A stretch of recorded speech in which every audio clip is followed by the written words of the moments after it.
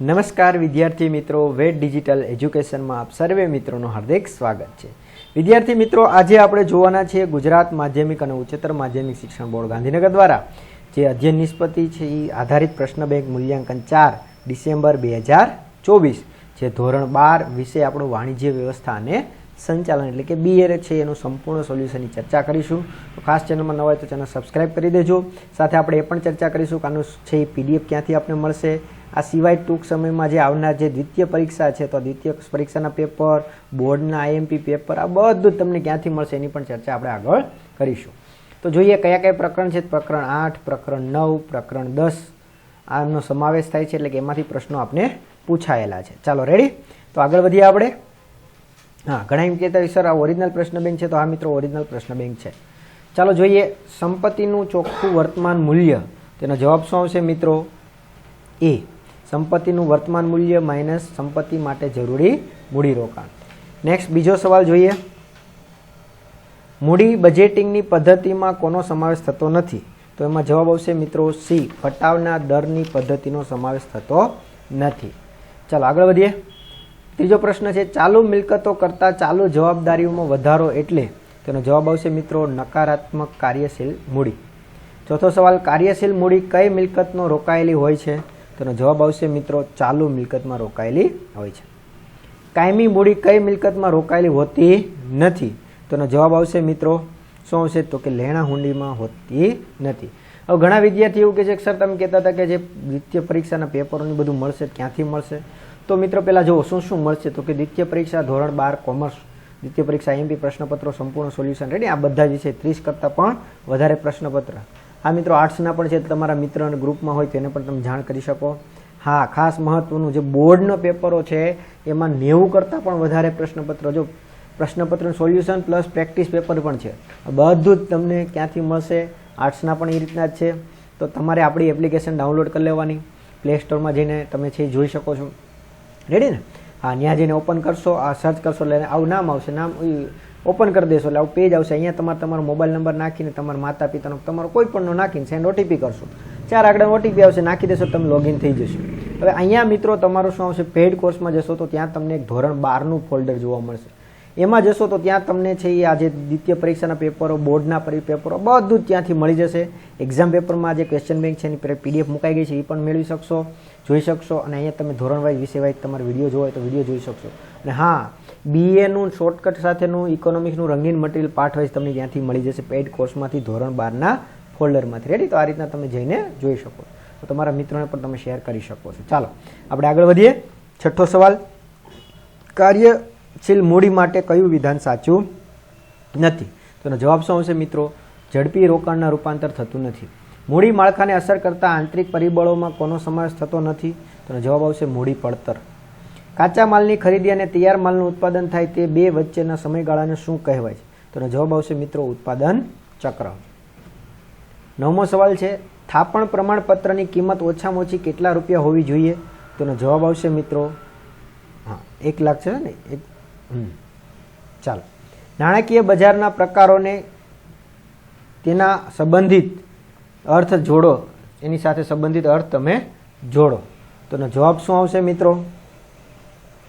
તેનો જવાબ આવશે મિત્રો હા A. પહેલામાં B, બીજામાં શું આવશે? પ્રાથમિક બજાર. એટલે એમાં શું આવશે મિત્રો? તો કે અહીંયા તમને હા બીજામાં C અને ત્રીજામાં A. આ રીતના જોડકા થશે. ચાલો આગળ વધીએ આપણે. ચાલો આપણે 11મો સવાલ જોઈએ. નાણાં બજારના સાધનોમાં કોનો સમાવેશ થતો નથી? તેમાં આવશે બાંધી મુદતની થાપણનો.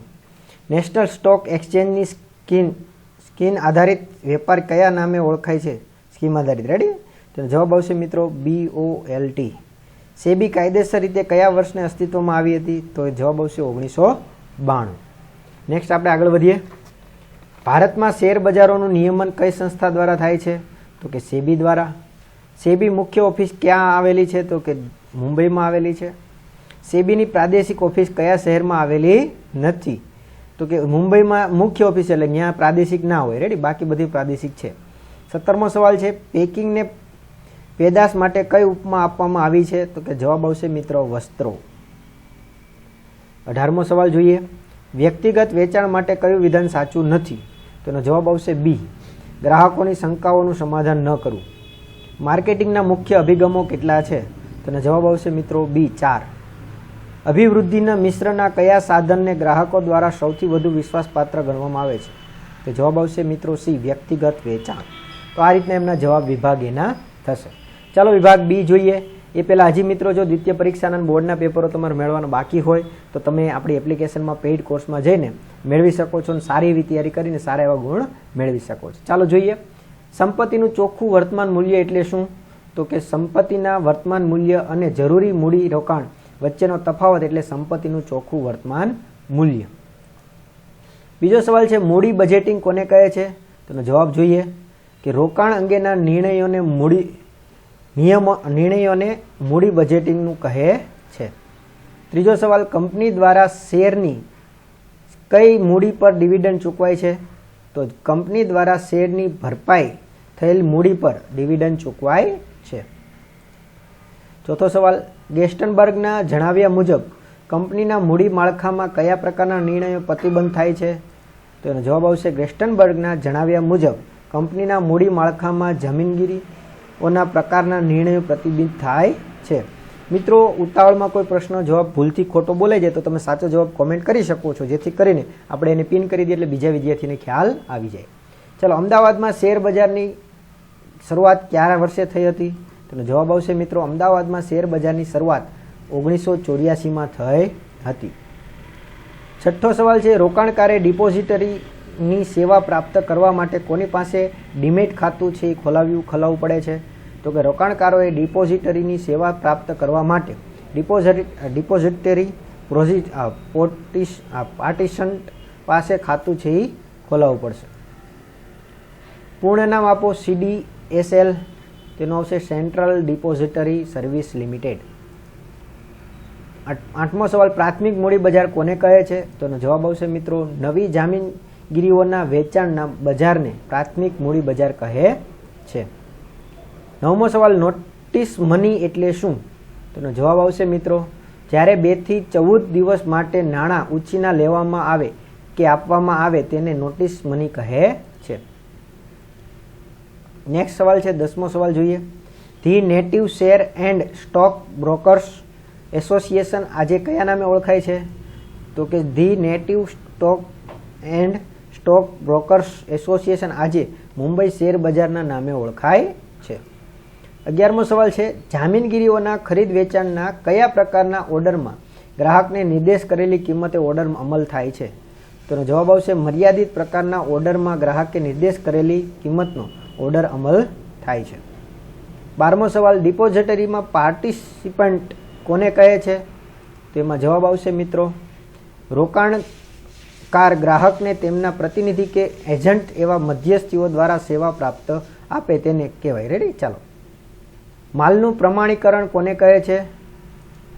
તો માલ કેવો હોવો જોઈએ તેના ધારા ધોરણો નક્કી કરવામાં આવે તેને માલનું પ્રમાણીકરણ કહે છે. 14મો સવાલ, બ્રાન્ડિંગનું એક ઉદાહરણ આપો. તો એમાં આવશે ઉદાહરણ આઈફોન કંપનીની બ્રાન્ડિંગનો લોગો ઓડી કારની સંજ્ઞા કે લોગો. 15મો સવાલ, ટ્રેડમાર્ક કોને કહે છે? તો કે જ્યારે બ્રાન્ડને કાયદાકીય માન્યતા મળતા રક્ષણ મળે તેને ટ્રેડમાર્ક કહે છે. 16મો સવાલ, પેકિંગ પહેલાં કિંમત નિર્ધારિત શા માટે જરૂરી છે? તો પેકિંગ પહેલાં કિંમત નિર્ધારણ એટલા માટે જરૂરી છે કે કાયદા અનુસાર વસ્તુના પેકિંગ પર કિંમત છાપવી જરૂરી છે. ચાલો, 17મો સવાલ, લેબલિંગ કોને કહે છે? તો જવાબ આવશે મિત્રો લેબલિંગ પેદાશને અનુરૂપ સવિસ્તાર માહિતી દર્શાવતો કાગળનો ટુકડો છે જે પ્રાથમિક પેકિંગ ઉપર ચોંટાડવામાં આવે છે. 18મો સવાલ, મધ્યસ્થીઓ દ્વારા વેચાણ એટલે શું? તો કે જ્યારે ઉત્પાદક એક કે તેથી વધુ મધ્યસ્થીઓ દ્વારા માલ કે સેવાઓનું વિતરણ કરે તેને મધ્યસ્થી દ્વારા વેચાણ કહે છે. 19મો સવાલ, વેચાણ એટલે શું? તેનો જવાબ જોઈએ નાણાંના બદલામાં સેવા કે પેદાશનો વિનિમય એટલે વેચાણ કહે છે. 20મો સવાલ, પ્રસિદ્ધિનું એક ઉદાહરણ આપો. તેનો જવાબ આવશે મિત્રો સખાવતી સંસ્થાએ આપેલું પ્રદાન, ટીવી ચેનલની જાહેરાત કે વર્તમાનપત્રને આપેલા વાર્તાલાપ. આ રીતના એમના વિભાગ બીના જવાબો થયા. નેક્સ્ટ આપણે વિભાગ સી આપેલો છે, 2 ગુણના પ્રશ્નો છે, તમે વિડીયો પોઝ કરીને બધા જોઈ શકશો. આવી રીતના વિભાગ ડી પણ આપેલો છે, જેના દરેકના 3 ગુણના છે એ સવાલ છે, તો તમે વિડીયો પોઝ કરીને આ રીતના વિભાગ ઈના પણ પ્રશ્નો છે. હા રેડી. આ રીતના મિત્રો આ આખું પેપર પ્રશ્ન બેંક છે, એનું આ જે પીડીએફ જે છે પ્રશ્ન બેંકની ક્યાંથી મળશે તો કે એક્ઝામ પેપરમાં મુકાઈ ગઈ છે, તો ત્યાંથી તમે આખી પીડીએફ જોઈ શકો છો. અને પેઇડ કોર્સમાં જઈને તમે ધોરણ 12ની દ્વિતીય પરીક્ષાનું પેપરો, બોર્ડના પેપરો, આ બધું જ તમે છે એ ક્યાંથી જોઈ શકશો? પેઇડ કોર્સમાંથી. BA અને ઇકોનોમિક્સનું રંગીન શોર્ટકટ સાથેનું મટીરિયલ પણ ત્યાંથી જોઈ શકશો. તો ખાસ તમારા મિત્રોને શેર કરો અને હજી તમે ચેનલ સબસ્ક્રાઈબ ના કરી દેજો, કેમ કે ઇંગ્લિશનું પણ તમને આપણી ચેનલમાંથી સોલ્યુશન મળી જશે. રેડી? હા. અને હા, તમારે કેટલા ગુણ આવે છે અવશ્ય કોમેન્ટ કરજો. તો આ વિડીયોમાં આપણે અહીં સુધી રાખીએ. Thank you. જય હિન્દ, જય ભારત. અસ્તુ.